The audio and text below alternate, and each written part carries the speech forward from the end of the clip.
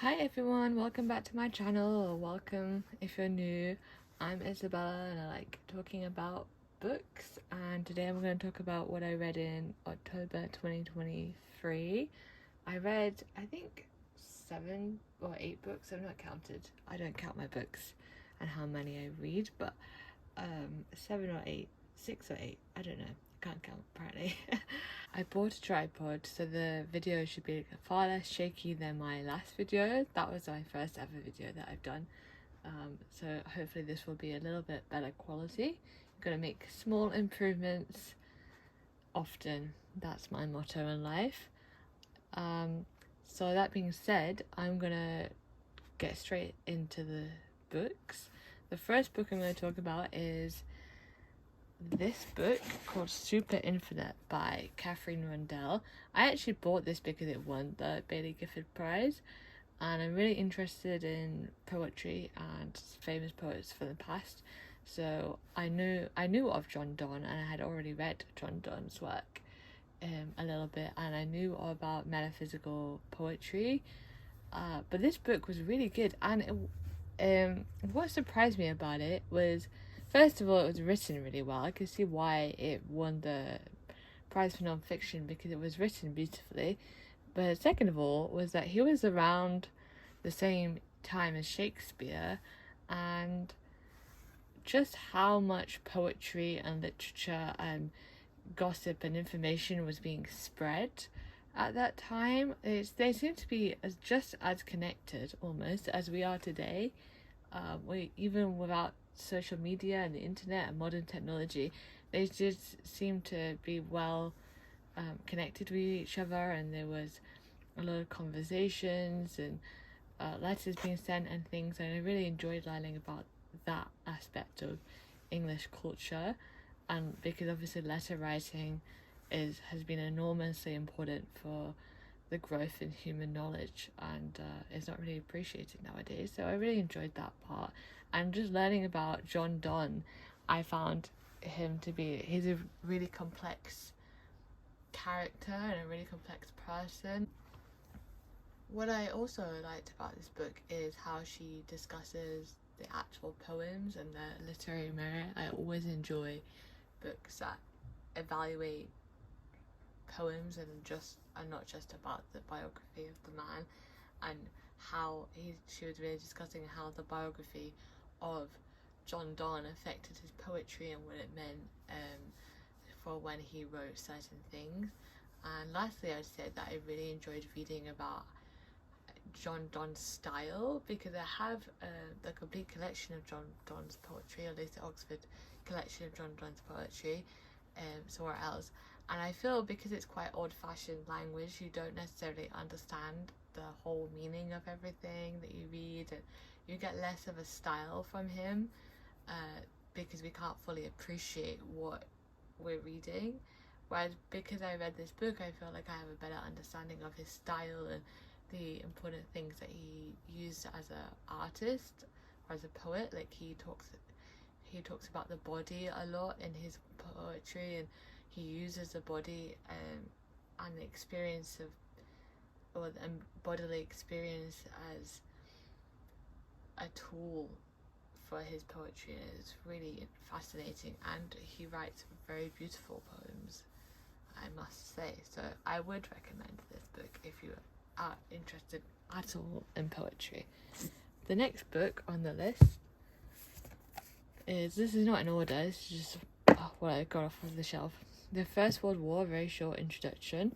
I bought this because I'm writing a book about the First World War, or attempting to write a book I should say, and this, I've already read many books about the First World War, so I just wanted to refresh myself. But I actually thought this would be great if you've never read a book about the First World War and you don't really want to commit to reading 400-500 pages. This would be a very good book, would actually be a very good introduction to the topic. It does kind of go over everything in enough detail that leaves you wanting to know more if you don't know more, but also is enough if you don't want to read another book about it. So I would recommend. I did like this. I'd probably reread this actually, because I don't want to reread my big books. And then I read this one, Moving Heaven and Earth, Copernicus and the Solar System. I actually just read these icon science books for light reading because they're super easy to read.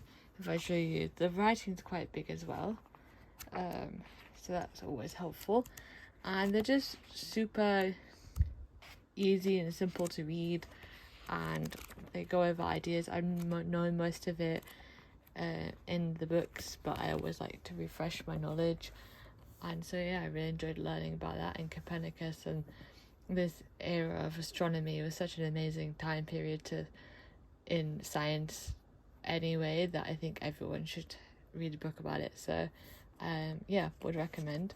And the icon science books, they have a bunch of books. I don't know if I'll tell you. Oh, look here. So you can read ones about the atom and Michael Faraday and things like this. So I don't know if they're all good, but I did like this one. If you want an introduction to Copernicus, maybe this would be decent. It's also very quick to read. The next book is Simone Weil. I actually never know how to pronounce her surname, unfortunately, but yeah. And funny fact or funny story about this book was that I was reading it on a train and then obviously the cover is of her arrested or something like this, and then this man just kept staring at my book and me for like 10 minutes on the train and he must have thought I was some kind of psychopath or something. I'm not too sure, but yeah, it's quite funny. Anyway, this was great.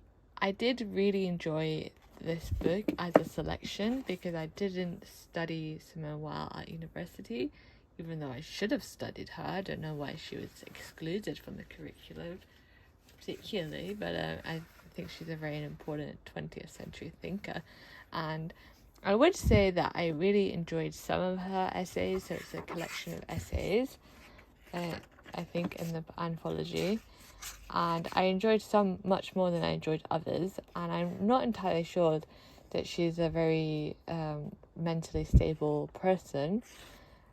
And it comes across in her writing sometimes, which I didn't like as much. To be honest, I found that quite difficult to read, quite triggering in some ways. And she had quite a sad life though, and I felt a bit sorry for her really, but she was obviously very gifted and deserves to be read. And I think that she's produced some great essays in this collection. So if you're interested in 20th century philosophy, I would read this, but it's not an introduction and some of it is quite difficult and you have to read quite slowly. So it did take me a while to finish this one. I will be referring back to her in my own writing, I believe. The next book is The Spanish Civil War.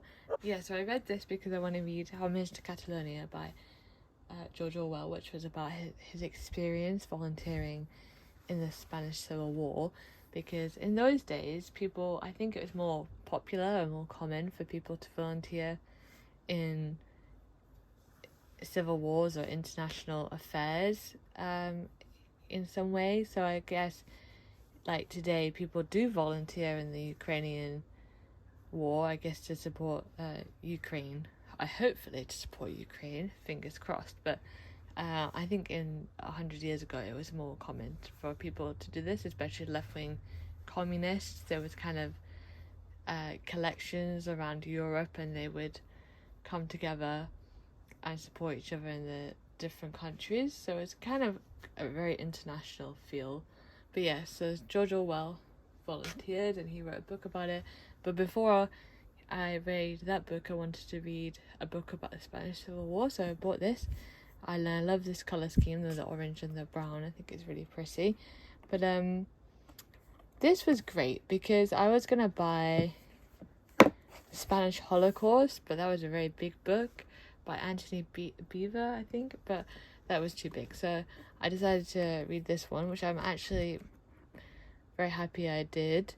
And it was really surprising because this is basically the forerunner to the Second World War, in my opinion, and it's a continuation of the First World War in some way as well. But the Hitler and Mussolini were very involved in the Spanish Civil War, yet the European powers like Britain and France and everything didn't really seem to too bothered about it, which is a surprise. It was almost like today, if we didn't support Ukraine and we didn't see Ukraine and the Russian war as a threat, they didn't seem to think that the Spanish Civil War was a threat to Britain and France and these other countries, even though it very clearly was, or at least with hindsight we can say it very clearly was.